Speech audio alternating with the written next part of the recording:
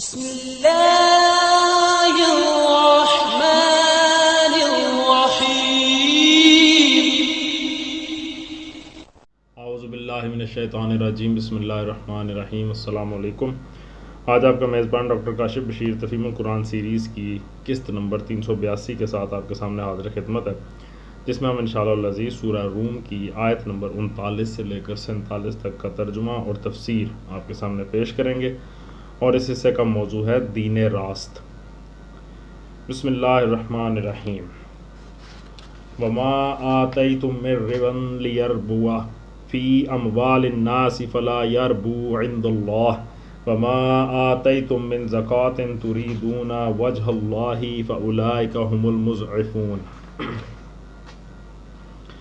ترجمہ: جو سود تم دیتے ہو تاکہ لوگوں کے اموال میں شامل ہو کر وہ بڑھ جائے، اللہ کے نزدیک وہ نہیں بڑھتا، اور جو زکوٰۃ تم اللہ کی خوشنودی حاصل کرنے کے ارادے سے دیتے ہو، اسی کے دینے والے در حقیقت اپنے مال بڑھاتے ہیں۔ تفسیر میں آتا ہے، قرآن مجید میں یہ پہلی آیت ہے جو سود کی مذمت میں نازل ہوئی۔ اس میں صرف اتنی بات فرمائی گئی ہے کہ تم لوگ تو سود یہ سمجھتے ہوئے دیتے ہو کہ جس کو ہم یہ زائد مال دے رہے ہیں اس کی دولت بڑھے گی، لیکن در حقیقت اللہ کے نزدیک سود سے دولت کی افزائش نہیں ہوتی بلکہ زکوٰۃ سے ہوتی ہے۔ آگے چل کر جب مدینہ طیبہ میں سود کی حرمت کا حکم نازل کیا گیا تو اس پر مزید یہ بات ارشاد فرمائی گئی کہ اللہ سود کا مٹھ مار دیتا ہے اور صدقات کو نشو و نما دیتا ہے۔ اور اس آیت کی تفسیر میں، جو یہ ابھی ہم جس آیت سے گزر رہے ہیں، اس آیت کی تفسیر میں مفسرین کے دو اقوال ہیں۔ ایک گروہ کہتا ہے کہ یہاں ربا سے مراد وہ سود نہیں جو شرعاً حرام کیا گیا، بلکہ وہ عطیہ یا ہدیہ، وہ تحفہ ہے جو اس نیت سے دیا جائے کہ لینے والا بعد میں اس سے زیادہ واپس کرے گا، یا موتی کے لیے کوئی مفید خدمت انجام دے گا، یا اس کا خوشحال ہو جانا دینے والے کی اپنی ذات کے لیے نافع ہوگا۔ یہ ابن عباس رضی اللہ تعالیٰ عنہ، مجاہد رضی اللہ تعالیٰ عنہ، ضحاک رضی اللہ تعالیٰ عنہ، قتادہ، اکرمہ، محمد بن کعب القرظی اور شعبی کا قول ہے، اور غالباً یہ تفسیر ان حضرات نے اس بنا پر فرمائی ہے کہ آیت میں اس فعل کا نتیجہ صرف اتنا ہی بتایا گیا ہے کہ اللہ کے ہاں اس دولت کو کوئی افزائش نصیب نہ ہوگی، حالانکہ اگر معاملہ اس سود کا ہوتا جسے شریعت نے حرام کیا ہے تو مثبت طور پر فرمایا جاتا کہ اللہ کے ہاں اس پر سخت عذاب دیا جائے گا۔ دوسرا گروہ کہتا ہے کہ نہیں، اس سے مراد وہی معروف ربا ہے جسے شریعت نے حرام کیا ہے۔ یہ رائے حضرت حسن بصری اور سدئی کی ہے، اور علامہ آلوسی کا خیال ہے کہ آیت کا ظاہری مفہوم یہ ہے کیونکہ عربی زبان میں ربا کا لفظ اسی معنی کے لیے استعمال ہوتا ہے۔ اسی تعبیر کو مفسر نیسابوری نے بھی اختیار کیا ہے۔ ہمارے خیال میں بھی یہی دوسری تفسیر صحیح ہے، اس لیے کہ معروف معنی کو چھوڑنے کے لیے وہ دلیل کافی نہیں جو اوپر تفسیر اول کے حق میں بیان ہوئی ہے۔ سورہ روم کا نزول جس زمانے میں ہوا ہے اس وقت قرآن مجید میں سود کی حرمت کا اعلان نہیں ہوا تھا، یہ اعلان اس کے کئی برس بعد ہوا ہے۔ قرآن مجید کا طریقہ یہ ہے کہ جس چیز کو بعد میں کسی وقت حرام کرنا ہوتا ہے اس کے لیے وہ پہلے سے ذہنوں کو تیار کرنا شروع کر دیتا ہے۔ شراب کے معاملے میں بھی پہلے صرف اتنی بات فرمائی گئی تھی کہ وہ پاکیزہ رزق نہیں ہے، سورہ النحل کی آیت نمبر 67۔ پھر فرمایا کہ اس کا گناہ اس کے فائدے سے زیادہ ہے، سورہ البقرہ کی آیت نمبر 219۔ پھر حکم دیا گیا کہ نشے کی حالت میں نماز کے قریب نہ جاؤ، سورہ النساء آیت نمبر 43۔ پھر اس کے قطعی حرمت کا فیصلہ کر دیا گیا۔ اسی طرح یہاں سود کے متعلق صرف اتنا کہنے پر اکتفا کیا گیا کہ یہ وہ چیز نہیں ہے جس سے دولت کی افزائش ہوتی ہو، بلکہ حقیقی افزائش زکوٰۃ سے ہوتی ہے۔ اس کے بعد سود در سود کو منع کیا گیا، سورہ آل عمران آیت نمبر 130 میں، اور سب سے آخر میں بجائے خود سود ہی کی قطعی حرمت کا فیصلہ کر دیا گیا، سورہ البقرہ کی آیت نمبر 5 میں۔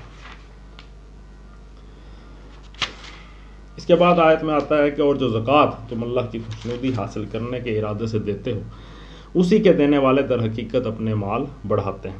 تفسیر میں آتا ہے اس بڑھوتری کے لیے کوئی حد مقرر نہیں ہے، جتنی خالص نیت اور جتنے گہرے جذبہ اظہار اور جس قدر شدید طلب رضائے الہی کے ساتھ کوئی شخص راہ خدا میں مال صرف کرے گا، اسی قدر اللہ تعالیٰ اس کا زیادہ سے زیادہ اجر دے گا۔ چنانچہ ایک صحیح حدیث میں آیا ہے کہ اگر ایک شخص راہ خدا میں ایک کھجور بھی دے تو اللہ تعالیٰ اس کو بڑھا کر احد پہاڑ کے برابر کر دیتا ہے۔ اللہ الذی خلقکم ثم رزقکم ثم یمیتکم ثم یحییکم، هل من شركائكم من يفعل من ذلكم من شيء سبحانه وتعالى عما يشركون۔ ترجمہ اللہ ہی ہے جس نے تم کو پیدا کیا، پھر تمہیں رزق دیا، پھر وہ تمہیں موت دیتا ہے، پھر وہ تمہیں زندہ کرے گا۔ کیا تمہارے ٹھہرائے ہوئے شریکوں میں کوئی ایسا ہے جو ان میں سے کوئی کام بھی کرتا ہو؟ پاک ہے وہ اور بہت بالا و برتر ہے اس شرک سے جو یہ لوگ کرتے ہیں۔ اللہ ہی ہے جس نے تم کو پیدا کیا۔ تفسیر میں آتا ہے یہاں سے پھر کفار و مشرکین کو سمجھانے کے لیے سلسلہ کلام توحید و آخرت کے مضمون کی طرف پھر جاتا ہے۔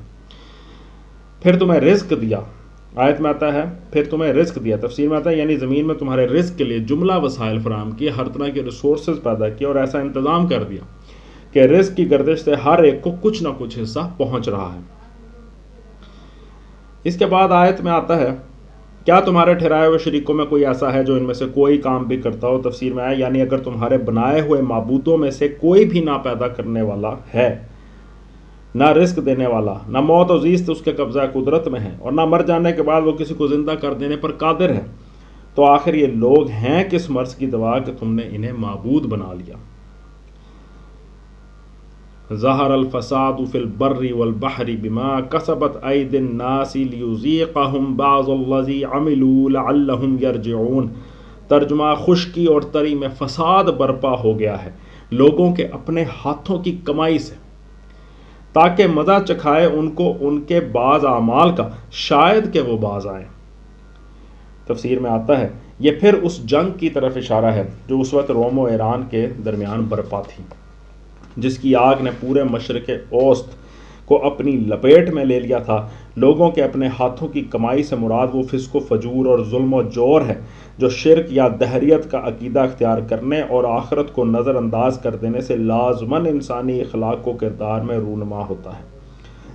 شاید کہ وہ باز آئے کا مطلب یہ ہے کہ اللہ تعالیٰ آخرت کی سزا سے پہلے اس دنیا میں انسانوں کو ان کے تمام اعمال کا نہیں بلکہ بعض اعمال کا برا نتیجہ اس لیے دکھاتا ہے کہ وہ حقیقت کو سمجھیں اور اپنے تخیلات کی غلطی کو محسوس کر کے اس عقیدہ صالحہ کی طرف رجوع کریں جو انبیاء علیہم السلام ہمیشہ سے انسان کے سامنے پیش کرتے چلے آ رہے ہیں، جس کو اختیار کرنے کے سوا انسانی اعمال کو صحیح بنیاد پر قائم کرنے کی کوئی دوسری صورت نہیں ہے۔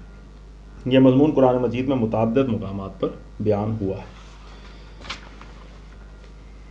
قل سیروا فی الارض فانظروا کیف کان عاقبۃ الذین من قبل کان اکثرهم مشرکین۔ ترجمہ اے نبی صلی اللہ علیہ وآلہ وسلم ان سے کہو کہ زمین میں چل پھر کر دیکھو پہلے گزرے ہوئے لوگوں کا کیا انجام ہو چکا ہے، ان میں سے اکثر مشرک ہی تھے۔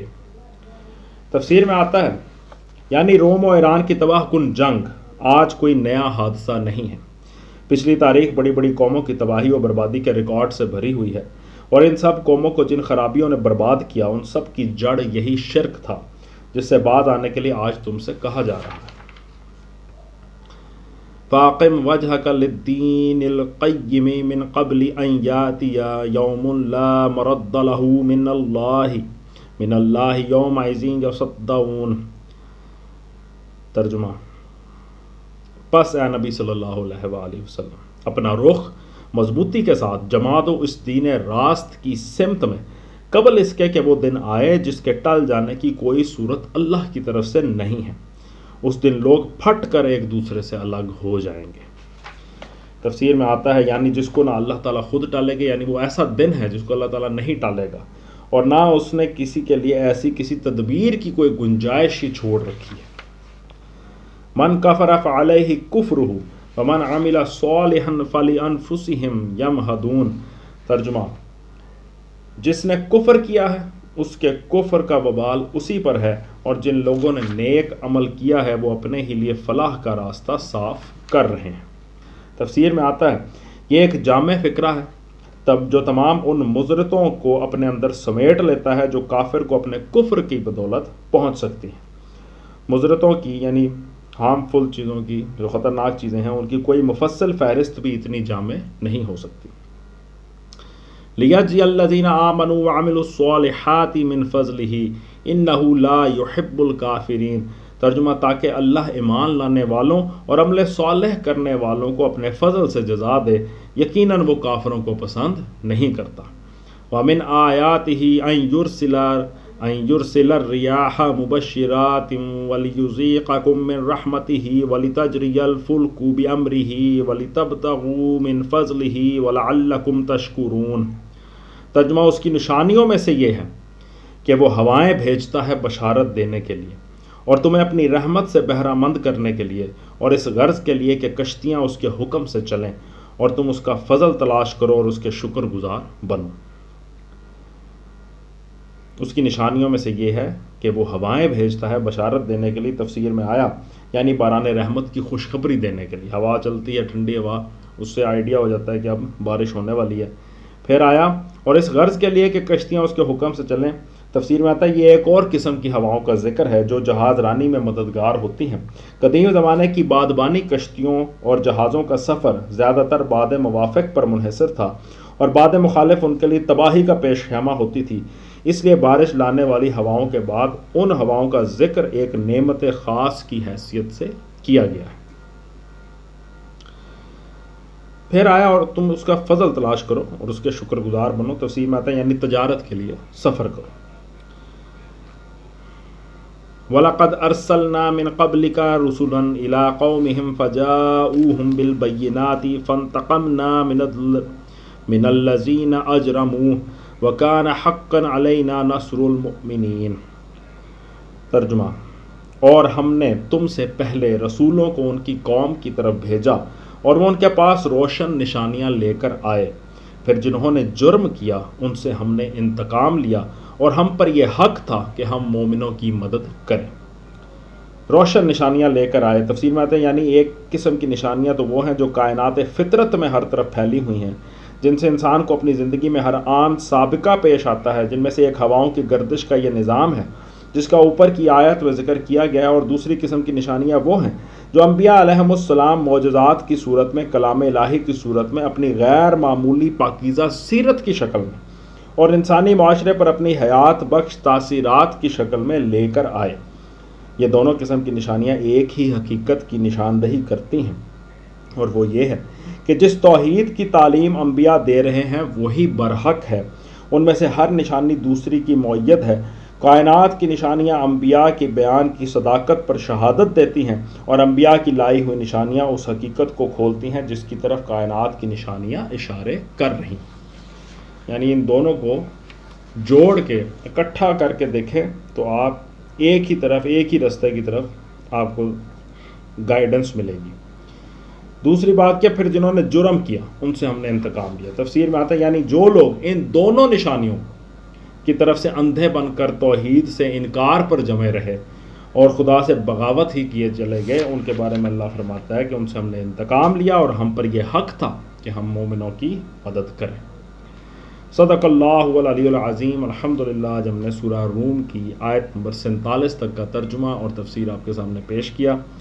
اللہ تعالیٰ سے دعا ہے کہ اللہ تعالیٰ ہمیں زیادہ سے زیادہ قرآن مجید کے مطالب و مضامین کو سمجھنے کی توفیق عطا فرمائے اور ہمیں ایک بہترین مسلمان بننے کی توفیق عطا فرمائے، بہترین انسان اور بہترین پاکستانی بننے کی توفیق عطا فرمائے، تاکہ ہم نہ صرف اسلام کی خدمت کر سکیں، اپنے دین کی خدمت بھی کریں، اپنے ملک و قوم کی خدمت کر سکیں۔ اسی دعا کے ساتھ آپ سے اجازت چاہیں گے، اپنا بہت خیال رکھیں۔ آپ لوگوں کا بہت بہت شکریہ۔